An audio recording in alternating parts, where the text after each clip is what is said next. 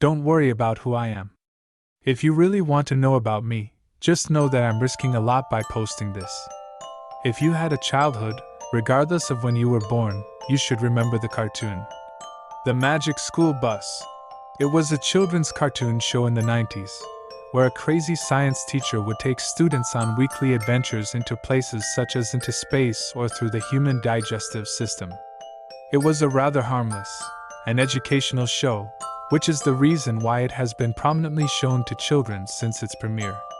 What most people don't know about the show was that it was meant to fit into a line of horror stories for kids in a show that was never made. Titled, Horror is Alive! The show, much like the Goosebumps television show, was about harmless horror stories, with 3 being shown in one episode. Despite this, the first episode underwent a complete overhaul during its production. What was to be the opening short was extended to full episode length, after the writer and director of the episode went through a long, hard experience with illegal substances, which inspired the middle and end of the short, which, uncoincidentally, is where the short takes a drastic turn. Everyone else, or at least most everybody else, were severely scarred due to the experiences making it. Most quit after reading the script, but others were in desperate need of a job. Whether it be they were animators, or mere executives. A whole first season was written, but completely abandoned after the first screening, with the final blow being that the scripts were destroyed in what was once PBS Studios HQ, after an arsonist, who is now believed to be the writer of the episodes, and again, director of this episode, obliterated the building. The few who read the scripts claimed to say they were either too gory to air, or too unnerving for children to enjoy watching. These people wished to remain anonymous, and even remain scarred to this day. The first episode wasn't even ready to air before the concept spiraled horrifically out of control and terrified test audiences. Originally planned by PBS, it was designed by Melnitsa Animation Studio in Russia, and thus the original pilot episode was partially animated in Russia before the first screening. In the original episode, the doubting school children were brought onto a school bus, and it originally did not have eyes. That transformed into a spacecraft and brought them into space, where strange things began to happen.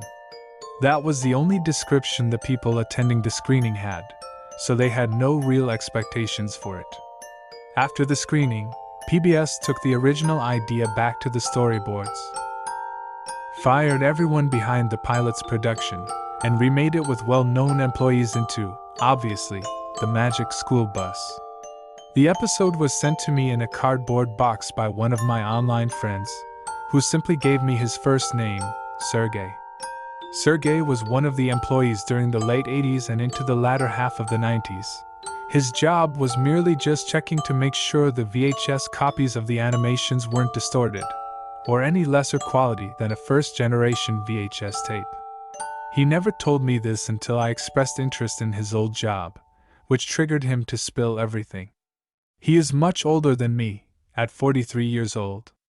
The method that he used to have obtained the episode was simply sneaking into the Melnitsa Animation Studios, which is now merely a shoemaking factory, and breaking through the safe in what was then where the animation was processed, which was untouched. There, most of the old animations designed by the studio were there. The episode was hard to find, but due to him having seen the originally copy when it was sent to him, could identify it. As such, the episode starts normally. The recut includes the original PBS episode 1, but the music is different, with an infinitely descending shepherd's tone replacing the happy intro. The title screen is merely black, with Russian words, over what must be English subtitles that says, "The Sad Bus." After some research, I found that it actually said, "I cannot breathe," which makes a little bit of sense, considering it takes place in outer space, of course. The version I obtained was a recut. Despite the fact it was the original tape, apparently, after the horrific reaction, the writer for Horror is Alive, and the director of this specific episode, in a pout, took the tape and attempted to edit out everything deemed unsavory by the test audience. but quit after about 3 scenes and collapsed. I am guessing that the recut didn't include the bus eyes, but I'm not sure whether it's a layering mistake or something much more sinister due to the fact that 2 of the student characters, Carlos and Dorothy, have no eyes. I mean, they are there, but their eyes are missing, and no one mentions it. The bus also looks much more sinister because the front lights are normal on first glance, though still eye-like, almost like a human's eyes while literally frozen. And the grill of the bus just looks extremely sad, like it's in a constant frown. The voice work is also different, with a sense of sorrow and blatant uncomfortableness in the American actors' voices. In the PBS edition, Arnold's cousin Janet thinks that Mrs. Frizzle is boring, so Arnold has the teacher take them into space. In this episode, going into space is where things become very messed up.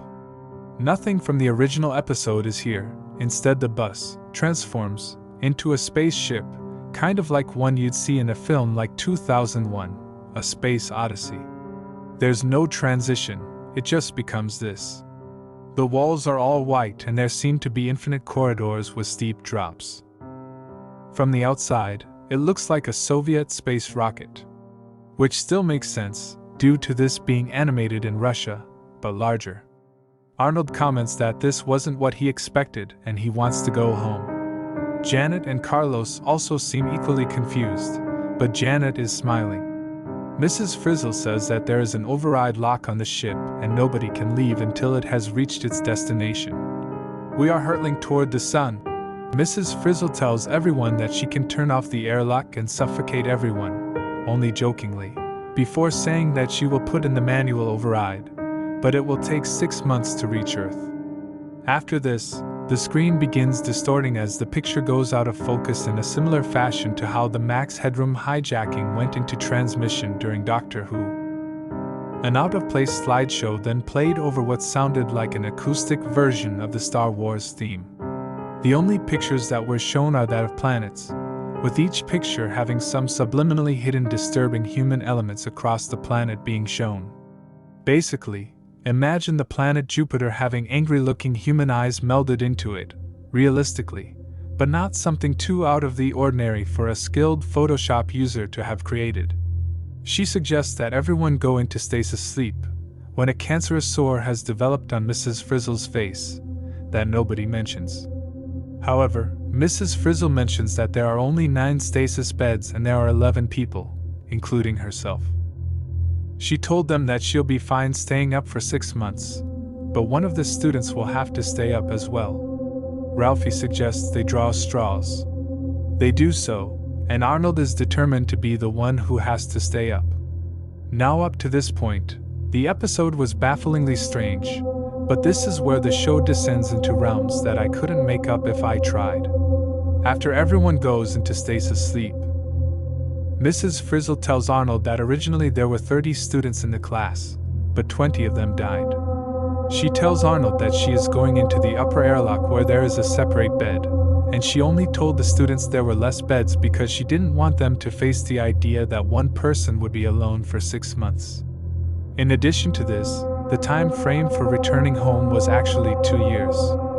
She leaves and locks the door behind her from the outside.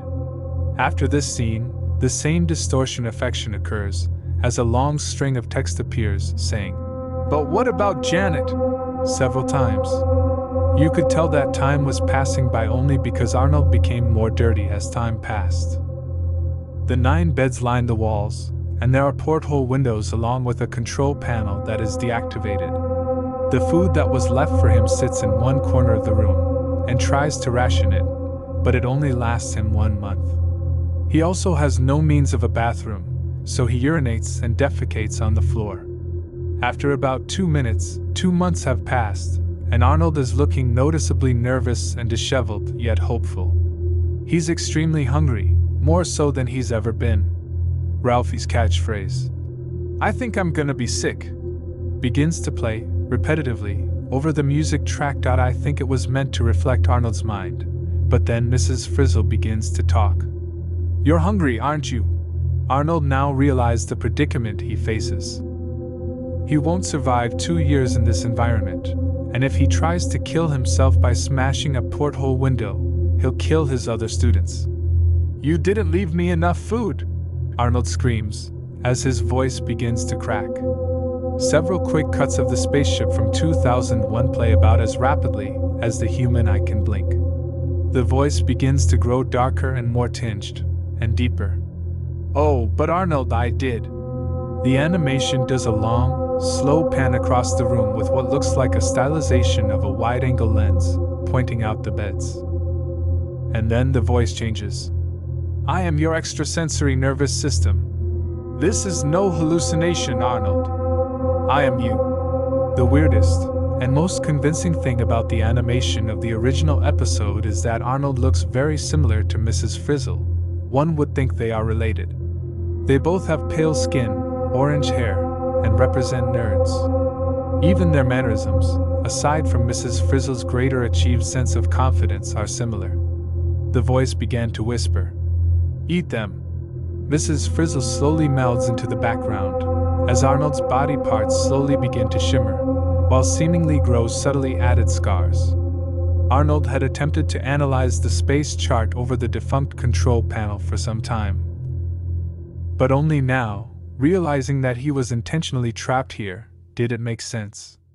The path wasn't leading to Earth, it was heading for a malformed black hole that had strangely appeared to the left of the moon. Through whatever means, the room was also becoming increasingly hot, so much so that Arnold had to take off all but his underwear. The unclean environment was forcing him to develop more scars and sores, as he slept on his side in a mat before ritualistically taking Carlos from the bed so he could sleep there at night. That was when he made the horrible realization that none of them were breathing. Mrs. Frizzle didn't put them into stasis, she euthanized them. It was only after he had made this realization that a scalpel appeared near the door. Someone had opened it while he was sleeping and moved the bodies around. The words, "Baracy Hope," are scrawled in English on the wall and marker. The increasing need to eat was more apparent now than ever. He looked at Phoebe. He secretly loathed her. This became all the more apparent as he took the scalpel and slowly cut into her belly. He was not at all hesitant now. This scene is the most disturbing because the angle never changes. His expression is always angry, with cartoon stylized eyebrows. For an entire 60 seconds he slices her open, eats her lungs and intestines, peels and eats her skin, then moves on to the face, slicing off eyebrows and the nose, leaving a shaved skeletal corpse as the camera time lapses. The animation is different here, it's more specific, more layered and more medical looking. Now the cancerous sores are visibly on Arnold's face as well. The next day the scalpel is removed. For the next month or so, he picks on the remains of Phoebe. The next time lapse seems more messed up, because now Arnold seems to have begun to hit puberty. He has nibbled on the ears and fingers of every student except Janet because it's his cousin. The scalpel appears again. This time with the words "amoral scorn" written on the wall. Arnold talks to himself frantically. "What does that mean? What does that mean?" He picks up the scalpel and decides who to eat next. He never liked Carlos either. As he undresses Carlos and begins to slice into him, the student ID falls out of his pocket. He says, "Carlos Ramon." Amoral scorn, Carlos Ramon. It was an anagram, just as Baracy Hope was an anagram for Phoebe Teresa's name. By now the episode is almost over, and the screen begins to flicker as Arnold starts to gasp for air. "You knew?" Arnold begins to cry. The animation gets very choppy at this point. Two different shots are seen. In one, the school bus collides with the sun. In another, Arnold continues to eat the remaining students, in order, based on the anagram instructions. Since it's a time lapse, you only see the bodies and the bones begin to pile up. He refuses to eat Janet, his cousin, before ultimately slicing his neck with the scalpel and killing himself. The cancerous sores envelop his corpse. Another scene was supposed to appear, but it was cut. The final shot before it ends is the words, You're gonna geo bonkers in 1988. That phrase, to my knowledge, means nothing. The retrograde film begins to deteriorate before the Russian words appear. This directly translates to, "Whatever happened to you, Janet?" There's nothing else. The ship enters a black hole and there are no credits, and Arnold profusely screamed for 3 minutes that he couldn't breathe as a burning noise begins to envelop the back layer track. It goes on for a full 3 minutes. I tried figuring out what happened to Janet, but the only real clue is, I suppose, in the animation itself. I tried finding some information about the origins online, which I somewhat succeeded in doing. I only found out about it through articles about it on the deep web, and a very old post on 4chan with 2 replies which expressed skepticism due to lack of evidence. I didn't want to upload footage of the VHS onto YouTube, Vimeo, or even Dailymotion because the gore and disturbing imagery was obviously going to get me flagged or banned on any of those websites. Sergey stopped messaging me everywhere I had him as a friend. I put the VHS up on eBay before being hit with a $600,000 notice from the PBS company. I got sent a very threatening email that told me my life as a professional contractor and plumber was basically over if I ever released that VHS to the general public.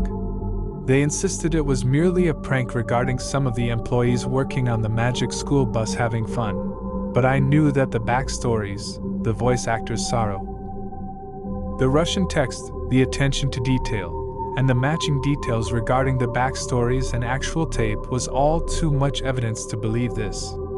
I told them that I had destroyed the tape to cease the harassing phone calls and letters affectionately addressed to Super Fuckface Mario, as evidently my plumbing profession had ruffled the feathers of some of the higher-ups. They weren't clear what would happen if I had continued, besides that they would, subtly, ruin my life, layer by layer. I still have the tape though. It's in with my old college stuff. It'll sit there for days. Days will become weeks, months, and then years, and the tape will still be there. They'll have to pry it from my cold, dead hand. But there's only one more question that remains on my mind. What happened to Sergey?